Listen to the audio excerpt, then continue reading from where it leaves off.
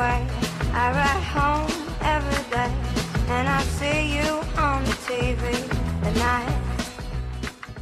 Bonjour à tous, Avis Tendance, c'est l'émission qui vous rafraîchit les idées. Au programme de la mode, du design, de la déco, de la gastronomie, de l'évasion, 26 minutes entièrement dédiées au lifestyle. Et aujourd'hui, j'ai la chance de recevoir un comédien connu de tous les Français. Il est drôle, il est pétillant, il est talentueux. Et vous le retrouvez en ce moment sur la scène du Théâtre de l'Archipel à Paris, dans une comédie délirante qui s'appelle La Ménagère improvisée. Je veux bien sûr parler de Smaïn, et le voilà qui arrive.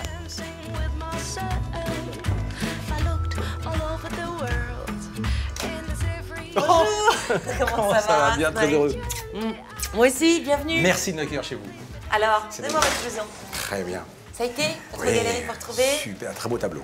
Je vous sers un petit truc à boire? Un verre d'eau. Allez, Je allez passe vous à où? installer. Ah, très bien. Dans le salon. Vous avez un petit peu de temps quand même à m'accorder? Oui, oui, toute ma vie, toute ma vie. Oh bah dites-moi. Eh, dites-moi, c'est magnifique chez vous. Oui, c'est mon C'est- petit cocon. C'est vous qui avez refait les peintures? Tout. Les peintures, les parquets. Est-ce qu'il y a des choses à voler? Il y en a plein. D'accord. Bon, bah, on va commencer. Déjà, je vais voler votre sourire. Oh, venez, Merci petit verre beaucoup. d'eau. Bon, vous êtes prêts à dire la vérité, toute la vérité? Oui, dites, je le jure. Allez, c'est bon, on est parti. Bonjour Smaïn. Bonjour. Je suis très heureuse de vous recevoir. Merci de cet accueil. Comment ça se passe au théâtre alors, depuis que vous jouez La Ménagère improvisée? Ça se passe merveilleusement bien. Oui. Nous sommes 6 sur scène, c'est l'éclatade. On devrait payer le public, Oui. parce que c'est magique. François Farid, c'est votre rôle? Oui, François Farid, oui. Ouais, c'est peu de très temps, joli. peu de Oui. temps, et après ça devient vite un autre personnage, D'accord. Florence Perrichon. Donc travesti. Oui, on va dire oui, travesti. Oui. Vous êtes travesti. Il s'habille en femme pour des raisons bien précises. Hein, ça va dans le sens de la pièce. Ça se passe dans quel univers? Dans l'univers L'univers de la télévision, Oui. évidemment. Je voulais porter un regard sur la télévision et surtout parler de ce personnage qui inquiète vous, animateur, producteur, la fameuse ménagère de moins de 50 ans. On en parle souvent, mais on ne la voit jamais. Et moi, j'ai trouvé intéressant avec les co-auteurs, hein, Éric Carrière, des Chevaliers du Fiel, et Oui. Jean-Marc Longueval, hein, qui est réalisateur et scénariste, on trouvait bon de donner une image et donner vie et donner corps à ce personnage. Voilà. En faisant cette pièce, donc La Ménagère improvisée, j'avais envie de casser mon jouet. C'est-à-dire qu'aujourd'hui, à 55 ans, j'avais envie d'avoir peut-être un regard, peut-être une manière acerbe sur la télévision, Un peu plus critique, oui. plus critique, mais en me prouvant à moi-même que j'avais grandi et que maintenant j'étais dans le monde du réel. Et alors, est-ce que vous avez beaucoup voyagé? J'ai beaucoup voyagé. Oui. Alors notamment, encore, on se base toujours sur la télévision. Oui. Quand j'étais môme, par exemple, je regardais toujours les séries télé américaines. Et un jour, avec un pote, on s'est dit, On va y aller. on va me prendre un sac à dos et on va se barrer, on va partir aux États-Unis. Je suis parti 3 mois aux États-Unis, j'ai fait le tour des C'est États-Unis génial. au sac à dos. Et là, je suis passé de l'autre côté du miroir et j'ai vu cette Amérique dont on me parlait. Je suis allé, par exemple, à Los Angeles, à Downtown, dans les ghettos noirs, et puis j'ai vu cette réalité, la réalité de l'Amérique, voilà. Alors je suis tombé aussi sur mon piédestal, mais j'avais la chance d'avoir 20 ans et de sortir de l'adolescence. Voilà, donc voyager, oui, voyager, on dit que le voyage forme la jeunesse. Moi, elle a beaucoup formé ma jeunesse. Et en France, est-ce que vous avez eu l'occasion de vous balader dans nos belles régions aussi? Alors, grâce à mon métier, évidemment. Oui. Alors là, la France, ça a été pour moi, et ça l'est encore, puisque je suis en tournée. C'est vraiment un enrichissement absolu. Est-ce que vous avez le sentiment de bien connaître Paris? Personne ne connaît vraiment bien Paris. Mais moi, je vais vous faire peut-être découvrir un Paris que vous ne connaissez pas très bien. Alors, allons-y. Ce sont les meilleures adresses à Paris grâce aux passages parisiens. Les petits passages. Les petits passages. Très bien. Allons-y. Au XIXe siècle, Paris comptait près de 150 passages couverts. Il en reste aujourd'hui une trentaine. De la galerie Vivienne au passage du Grand Cerf, des drôles de bazars surgissent.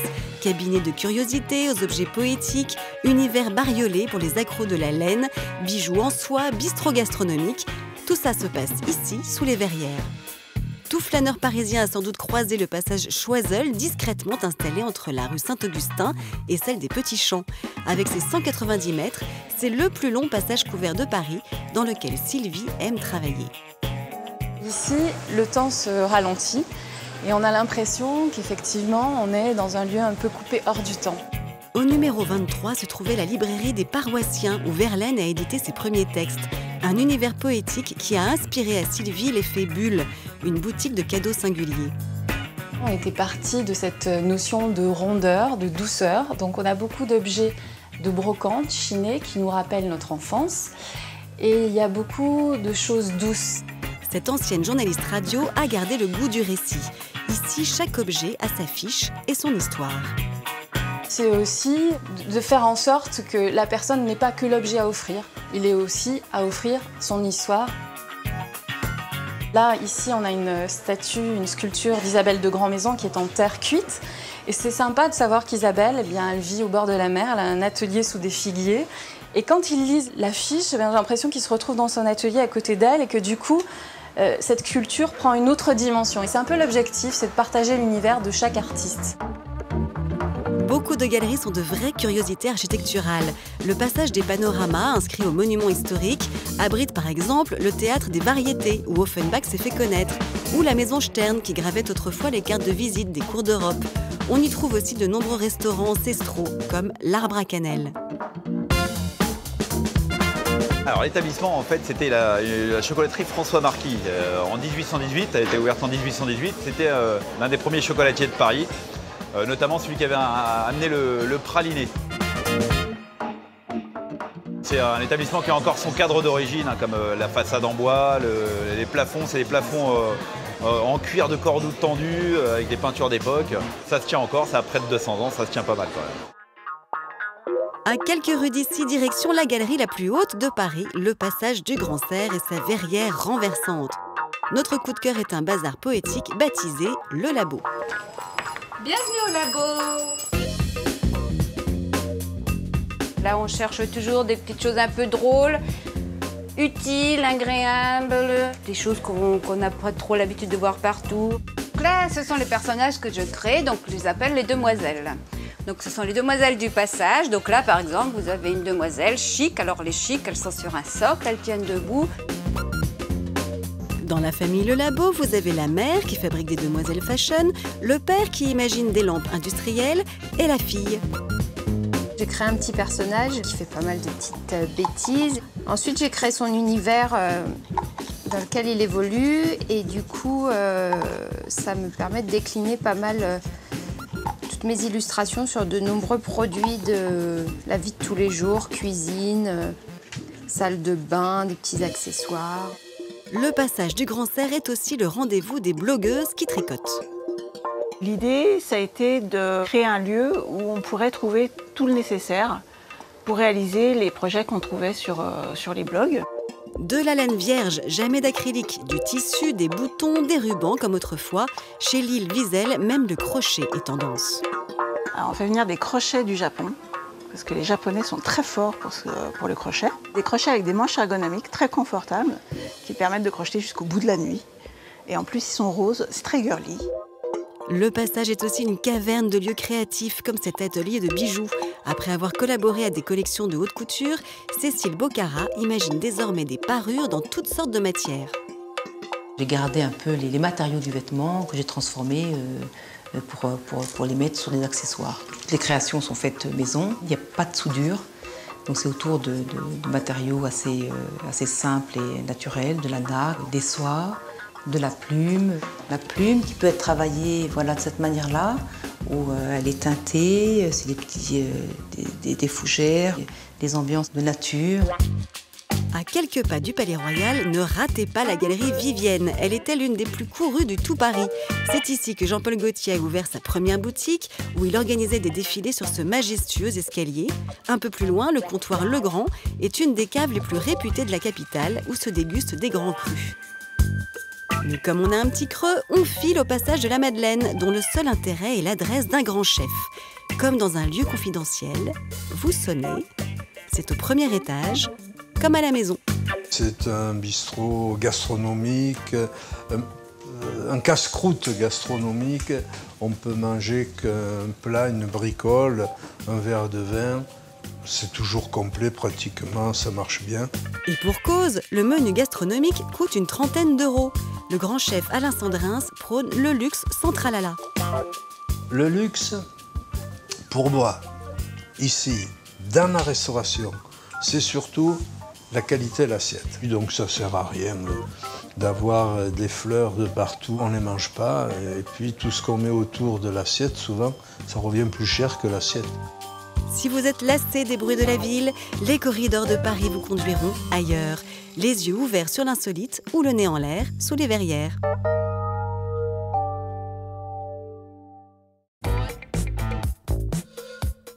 Eh ben, dis donc. Incroyable, hein, tous ces petits passages qui regorgent. Bah oui, vous ne saviez pas. Maintenant, vous avez noté les bonnes adresses, j'espère. Il y en a nombreuses, hein. Bien sûr. Alors, vous allez me parler d'Algérie pour toujours. Oui. Un film aux côtés de Mike Tyson et de Laurie. Oui, Laurie, qui est totalement méconnaissable dans le film. Enfin, je ne peux pas vous révéler, mais elle est totalement méconnaissable, sportive, et puis elle est super comédienne. Hein. Elle assure bien. Alors, c'est un film de Jean-Marc Milléo, qui lui s'est un peu spécialisé dans les films, on va dire, d'action. Mike Tyson, c'est quand même juste incroyable le casting, non? Oui, bien sûr, oui. Il joue quoi, Mike Tyson? Il joue son propre rôle. Ok. Son propre rôle. Mais je ne peux pas trop dévoiler, hein, sinon je vais me faire casser la gueule. Et ça se tourne en ce moment, c'est ça? Ça se tourne en ce moment. Alors, je fais des allers-retours entre Paris et Oran. C'est assez crevant, mais pour le plaisir, je le referai bien encore. Et alors, lorsque vous êtes fatigué comme ça, est-ce que la nourriture, est-ce que bien manger, c'est un réconfort pour vous? Alors, quel rapport vous avez avec la nourriture? Quand on est enfant, on se nourrit. Et quand on a mon âge, on ne se nourrit plus. C'est-à-dire? On a la délectation et essayer de susciter, maintenant quand on mange, l'éveil des sens. Et donc ça se traduit comment? Ça se traduit maintenant que j'aime bien manger au restaurant, j'aime bien prendre mon temps et j'aime bien ce qui est tout le culinaire. C'est vrai. La gastronomie. C'est bien ça, il y a pire dans la vie. Mais ça ne m'empêche pas le soir, très fréquemment, de me faire 2 œufs sur le plat. Alors on a parlé de votre rapport à la nourriture, on va parler de votre look. Est-ce que vous faites attention à ce que vous mettez, à vos vêtements? Est-ce que vous aimez bien? Vous avez des pièces fétiches ou des choses comme ça? Absolument pas. C'est-à-dire? C'est-à-dire que je ne suis pas... C'est-à-dire que je m'en fous. Non, d'abord, je m'en fous. Alors moi, aujourd'hui, je m'habille surtout pour ne pas avoir froid et pour ne pas avoir chaud. Donc je n'ai absolument pas la notion des couleurs. Je m'habille très très mal. Est-ce que vous êtes dans le capillaire? Le capillaire, j'aime bien le capillaire, oui. Si je vous dis ça, c'est parce que j'ai un sujet à vous proposer. Ah, allons-y.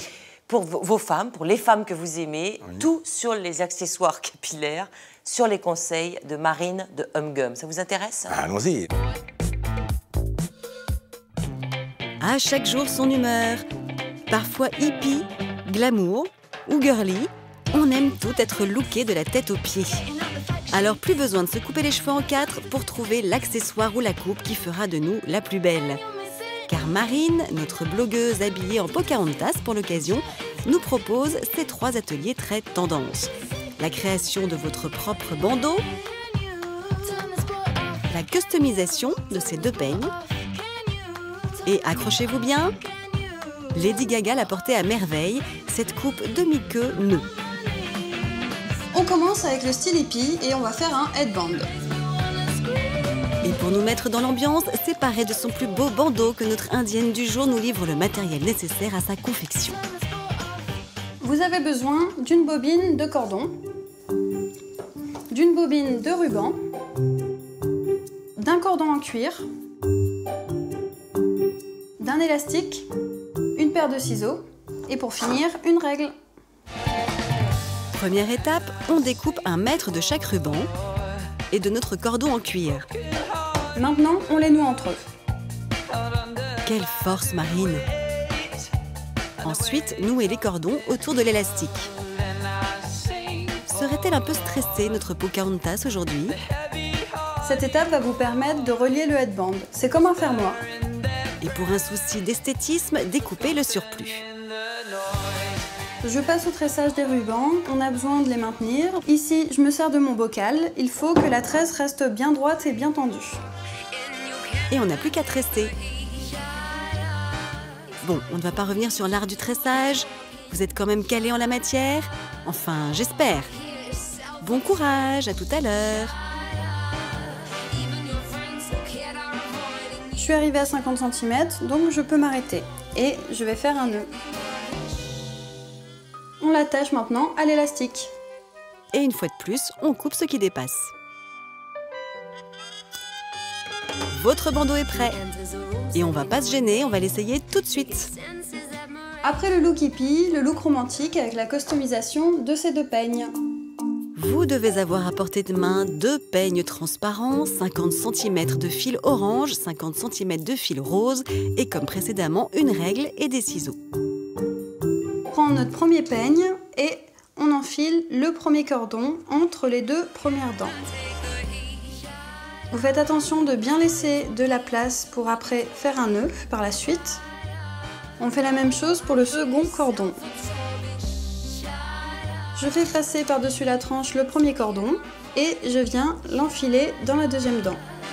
Je serre bien et je fais la même chose pour le second cordon. Donc le cordon orange passe en dessous le cordon rose, je serre bien. Et vous répétez le même principe jusqu'au bout. Moi, je m'attends au pire. Ça semble beaucoup trop simple pour être vrai. C'est parti pour les nœuds. On fait pareil de l'autre côté. Donc, vous prenez le bout de vos cordons et vous allez desserrer la dernière partie que vous avez mis dans les dents du peigne. Et maintenant, on va faire passer les 2 bouts de notre cordon. Voilà. Mais c'est fini la Marine? Voilà. Bah non, en fait, c'était vraiment facile. Bon, dans ces cas-là, pour le deuxième, je me rajoute une difficulté. Je le fais les yeux fermés. Et voilà, c'est fini. Tu nous les montres portées? Bah bien sûr, je peux rien vous refuser. Ça te va super bien, Marine. Bon bah t'enflamme pas non plus, hein. Marine, là faut redescendre. T'es quand même attendue au salon. Alors, qu'est-ce qu'on te fait aujourd'hui, Floriane? C'est pas un petit brushing? Bah non, je vais te faire une demi-queneux. Et pour votre demi-queneux, vous avez besoin d'un fer à lisser, d'un peigne, d'un peu de lac, d'un élastique, de 2 pinces longues et de barrettes. Donc on prend les cheveux qui est au-dessus du crâne et on fait une belle demi-queue. On peigne et on attache les cheveux à l'aide de l'élastique. On sépare la demi-queue en 2 parties. À l'aide d'une pince, on va plaquer chaque partie contre le crâne. Maintenant, on passe au fer à lisser. Le but est de galber la mèche. Et on galbe de l'autre côté. Passez un peu de lac sur chacune des mèches. Faites une boucle avec une des premières mèches. Puis fixez la boucle avec une barrette. On répète l'opération pour notre deuxième boucle. N'hésitez pas à ajouter des barrettes afin de bien maintenir les boucles du nœud. Prenez la mèche du dessous et rabattez-la sur le dessus de votre demi-queue. Et enfoncez-la à l'intérieur. Bah voilà. Et pour toutes celles qui ont les cheveux courts, eh ben, tant pis. Mais par contre, offrir un superbe bandeau fabriqué par vos soins, ça risque de faire sacrément son effet. Et comme le dit si bien Marine, à plus! Jolies les petites barrettes. Oui. Hein, c'était sympa, hein, ce Oui, petit reportage capillaire. Énorme. Alors, j'ai entendu dire que vous aviez également un album en préparation avec Michel Legrand. Oui, oui, tout à fait, oui. Un rêve de gosse. Voilà, j'ai concrétisé un rêve de gosse, c'est bien. Bon ben, on s'est rencontrés un jour, je jouais au Casino de Paris. Il était assis au 6e rang. Et puis, à mon grand étonnement, voilà, on s'est retrouvés après dans ma loge. Nous avons bavardé et puis s'est installé, il y a eu un désir, une envie réciproque de travailler ensemble. Donc j'ai écrit 12 chansons et Michel a fait 12 musiques. Alors moi, les chansons, j'ai mis 4 ans pour les écrire. Les musiques, lui, il a mis un quart d'heure, évidemment. Et puis voilà, ça s'appelle Délit de fa dièse. Et c'est un rêve de gosse. Donc en ce moment, c'est une approche petit à petit sur l'album, on enregistre et tout, on prend notre temps. Alors, la ménagère improvisée, c'est au théâtre de l'Archipel à Paris jusqu'au 11 janvier. 11 janvier, il y a une tournée déjà qui se prépare, comme ça fonctionne vachement bien, il y a déjà super, des dates en tournée. Non, c'est vraiment un plaisir de jouer cette pièce parce que quand on vient du one-man show, c'est merveilleux le one-man show, parce que le one-man show, on est seul avec le public, c'est génial. Mais quand on se retrouve avec 5 comédiens avec soi, on apprend beaucoup dans le silence, on apprend beaucoup aussi dans la réplique et ça, je considère que ça fait partie de mon apprentissage professionnel. Qui est la personne qui m'en est arrivée? Je vois que je suis inexistant. Bonjour Oscar, comment ça va? Cher ami. Comment ça va? Très bien. Ça va, Quelle belle cravate, mon petit chat. Je suis bleu-blanc-rouge T'es aujourd'hui. beau. Oui, voilà. Je suis bleu-blanc-rouge, pourquoi? Parce qu'on va en fait s'intéresser à l'art de vivre français et notamment à tous ces artisans qui nous font des merveilles. Et donc on va aller au cœur du savoir-faire français. Allez, c'est parti.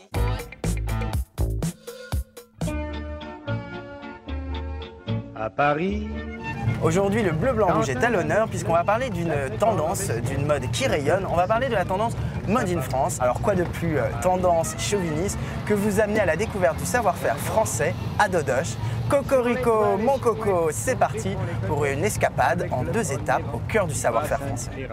Et pour cela, nous embarquons pour le 7e arrondissement de Paris dans la galerie En attendant les barbares. Nous y avons rendez-vous avec Éric Jourdan, prix du design Art Paris 2013. Bonjour, ça va bien? Ça va bien, merci.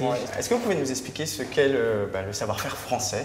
Alors, le savoir-faire français dans les arts décoratifs, c'est ce qui nous intéresse aujourd'hui, c'est les métiers du bois, du bronze, de la dorure et du cuir. Et tous ces métiers sont encore d'actualité parce qu'il y a toujours une demande en fait, et c'est lié à la tradition des arts décoratifs en France, où il y a toujours eu ce besoin d'utiliser ces savoir-faire grâce aux éditeurs, grâce aux galeries. Comment tout ça se traduit dans ce guéridon par exemple? Là, on a un piétement en bronze avec un plateau gainé de cuir. Et par contre, on a un dessin très très contemporain, très épuré. Moi, j'aime bien cette espèce de balance là, de presque antagonisme entre un savoir-faire traditionnel, classique, avec des formes très épurées. C'est un peu l'histoire des arts décoratifs en France, ça. Bien sûr. En tout cas, on le ressent beaucoup dans les pièces qui sont présentées dans cette exposition. Puisque ce savoir-faire se perpétue et se renouvelle depuis des générations, direction la Maison Ring qui a su conserver ce prestigieux héritage. Et la main dans la main, ils vont sans se frapper, regardant en chemin. Bonjour Bruno. Bonjour Oscar. Ça va? Ça va très bien. Alors, comment passe-t-on d'un dessin à une vraie création de mobilier? Le plus simplement du monde, on espère toujours, c'est d'essayer de comprendre la lecture du créateur ou du designer. En fonction de ça, on a différentes séquences qui sont possibles. Soit on fait un prototype, soit on fait un mock-up, soit on passe directement au plan de réalisation avec différentes phases de validation et ensuite on passe dans un processus de fabrication classique. Voilà. Très bien. Et quelles sont les spécificités pour vous de l'artisanat d'art français? Les spécificités sont aujourd'hui d'être le plus dans la meilleure réponse possible, justement par rapport à cette même lecture, et donc de mettre notre savoir-faire et toute notre culture au service du but que l'on suit. Et ce but est tout simplement, par rapport à notre place d'artisan, justement d'être les façonniers de la création. Je vous remercie beaucoup de nous avoir éclairés. Merci. Menuiserie, ébénisterie, tapisserie, marqueterie, l'héritage extraordinaire du savoir-faire français est vaste et reste une référence. Vous l'aurez compris, savoir-faire rime avec talent, précision, perfection. Je dirais même plus que c'est un art de vivre, un art de faire. En tout cas, moi j'ai passé une journée merveilleuse, je suis conquis et je tenais à le faire savoir.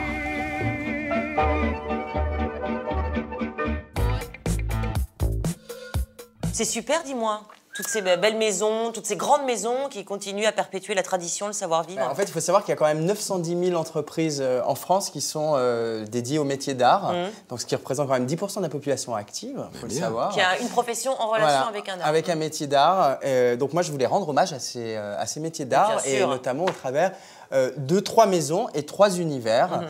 Donc tout d'abord, la porcelaine, donc la porcelaine de Limoges, bien sûr, avec Bernardo, qui fête ses 150 ans. Voilà. Donc il faut le savoir. Donc il s'est adressé à plusieurs artistes, notamment Marlène Moquet. Après, on aime, on n'aime pas. Alors, je vais vous le dire franchement. Alors, voilà. Dans votre salon, accroché. Accroché, voilà, bien. Bon, donc on est le cristal français, avec une maison qui représente cette tradition. C'est la Lique. C'est la Lique. Ça, c'est un vase en fait, qui a été créé en 1927, qui continue d'être édité. Vous savez que la maison La Lique a été partout au niveau des créations, donc des œuvres monumentales. C'était par exemple dans les wagons-lits, dans les wagons déjeuner de l'Orient Express, dans la salle à manger du Normandie. La fontaine des Champs-Élysées, qui a été détruite en 1958, était en cristal, faite par La Lique. Donc voilà. Et je voulais aussi rendre hommage à la plus jeune marque de luxe française. C'est Pinel et Pinel, qui a 10 ans, qui a été créé par Fred Pinel, qui est en fait un maltier. Moi, je vous ai ramené les versions mini-pouces des malles, parce qu'en fait, il fait des malles gigantesques. Et en fait, il y a à peu près 50 choix de cuir, de couleurs. Et donc, on peut vraiment customiser et même dessiner sa propre malle et la faire fabriquer dans des ateliers à Montmartre. Il faut quand même avoir un bon portefeuille et faire partie d'une catégorie un peu aisée. Voilà, effectivement. Et c'est pour ça qu'Oscar vous offre tout ce que vous Oh, trouvez là c'est sur un la plaisir. Je vais prendre les assiettes. Merci beaucoup. C'est fini? Mais oui, merci Oscar. C'est dommage. On vous retrouve sur les planches, la ménagère improvisée, Théâtre de l'Archipel jusqu'au 11 janvier. Et vous revenez quand vous voulez. C'est avec plaisir. Je vais retrouver maintenant Christine Goguet, si vous le permettez, Je vous en qui prie. va nous faire part de ses coups de cœur et de ses coups de griffe.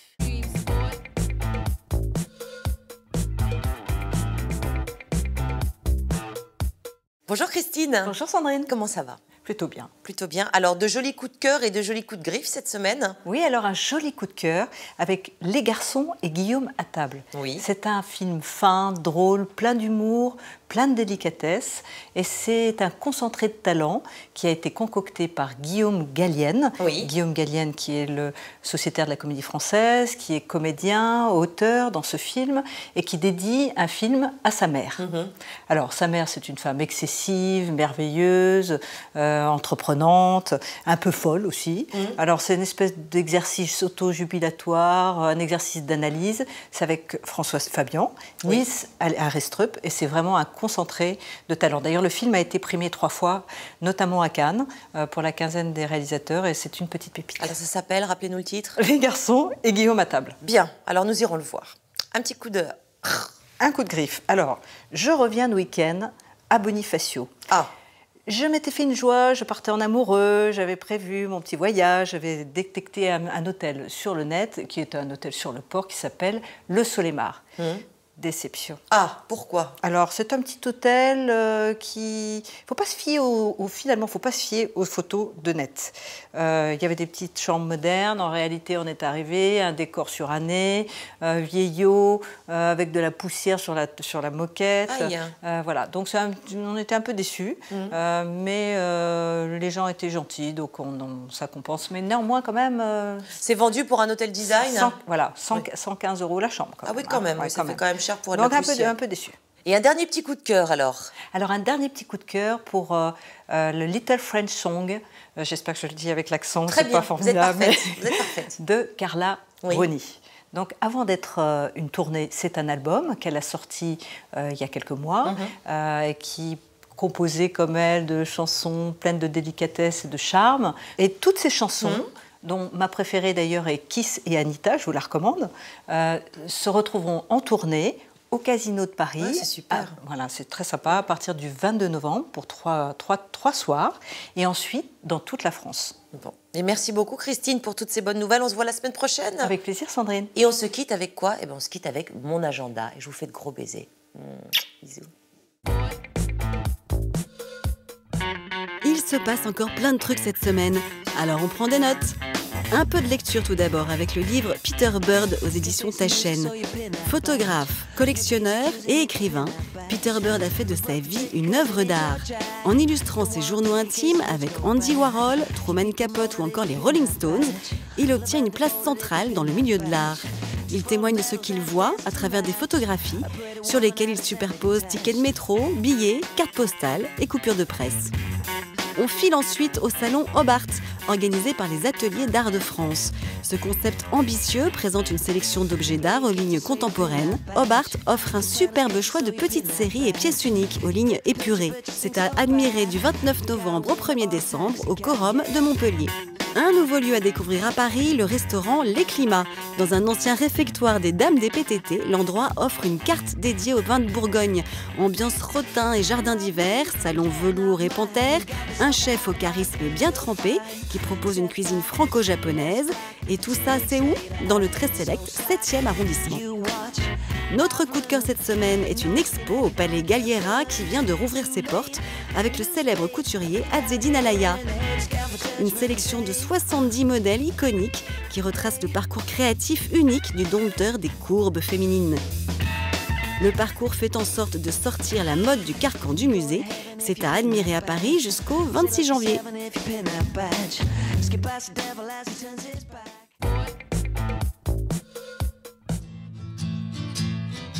Everybody's gotta live,